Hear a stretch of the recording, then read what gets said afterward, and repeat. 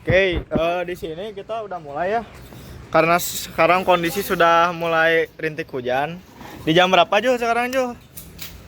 Kita akan cek di jam 12.10 12.07 esok ya. hari. Nah ini sudah hujan ya, sudah terlihat. Nanti kita akan mengecek. Ini penggarisnya nggak bakal ini?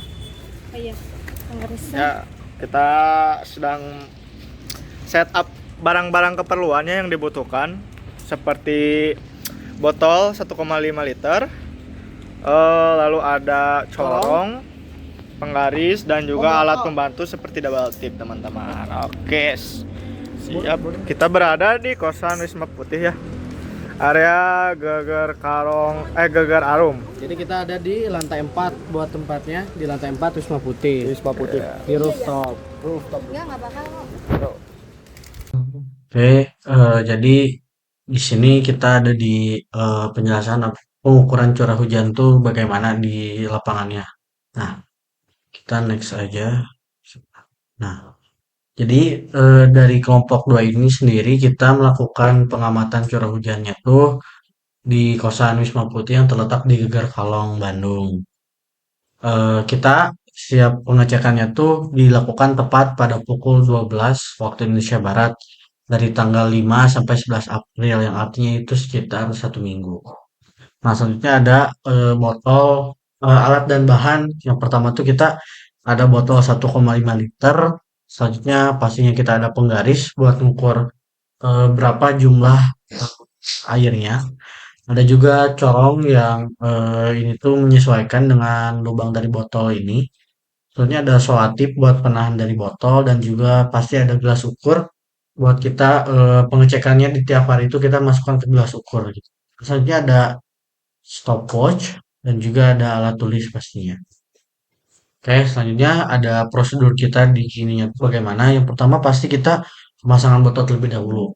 Yang itu pastikan tempatnya itu sesuai yang ditentukan oleh dosen. Selanjutnya pastikan ini juga tepat di lahan terbuka dan ini tuh botolnya tuh harus dibuka gitu dan tidak boleh ada halangan apapun kayak bagusnya kayak di lapang atau di rooftop dan juga bagusnya dipotong bagian bawah. Nah, kemudian ini tuh diletakkan di atas dan juga botolnya tuh di bawah secara vertikal gitu diletakkannya.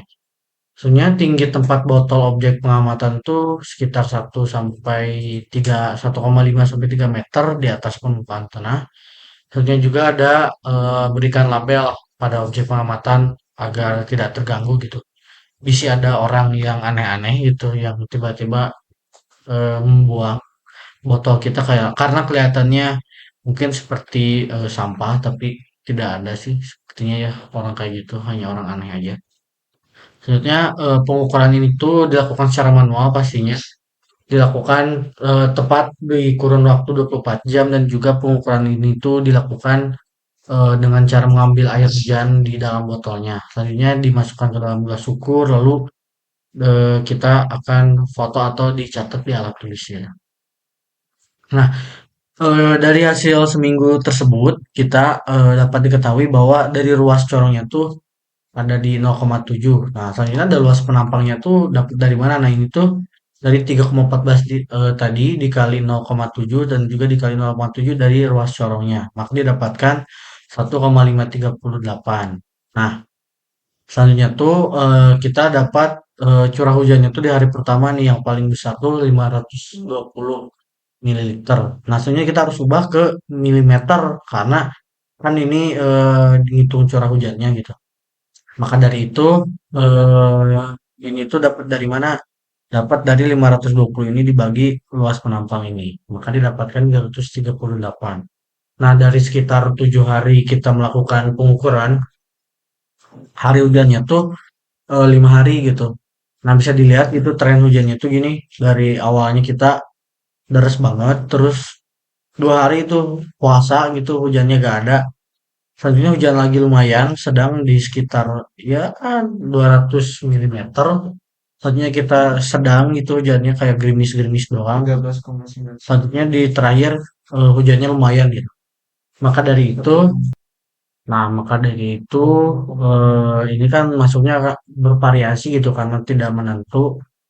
Nah, ini tuh bisa disebut intensitasnya tuh di sedang hingga tinggi, tinggi banget gitu sampai ke deras banget. Nah, maka dari itu ini tuh apa ya? Kita hanya mingguan, bagusnya tuh sebulan, tapi kita karena keterbatasan waktu juga, jadi kita seminggu saja. Mungkin sekian. Terima kasih.